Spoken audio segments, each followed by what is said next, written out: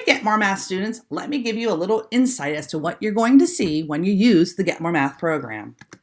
If you are using a laptop, desktop, or Chromebook, then the screen on the left is what you will see.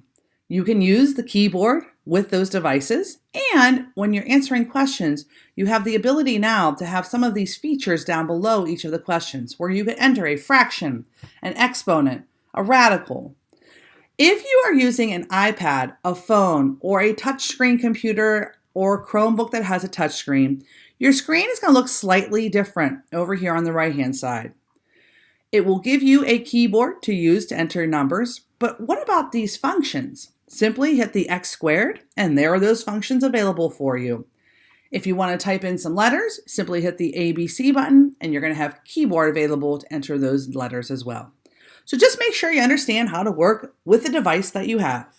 A couple other cool things that we use in Get More Math are something called hotkeys. Be a hotkey user.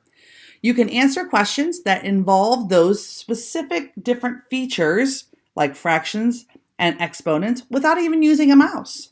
Here's how. If you have a question that asks you to write the coordinates of a point, a hotkey would be to press the Control and the Q button at the same time. And what that gives you is the parentheses that you need in order to enter that ordered pair. Another hotkey would be Control F. When you hit that, it gives you a fraction bar for you to enter the answer as a fraction. A third hotkey would be Control less than, or you can use Control greater than. What that does is creates a greater than or equal to or a less than or equal to symbol.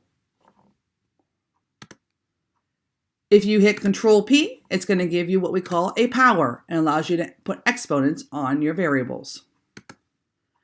A Control R will give you a radical so that you can put in answers in radical form. And the last one that we have is Control B. And what Control B does is it gives you the bar when you're dealing with those repeating decimals. So there you go. Have a great time with Get More Math.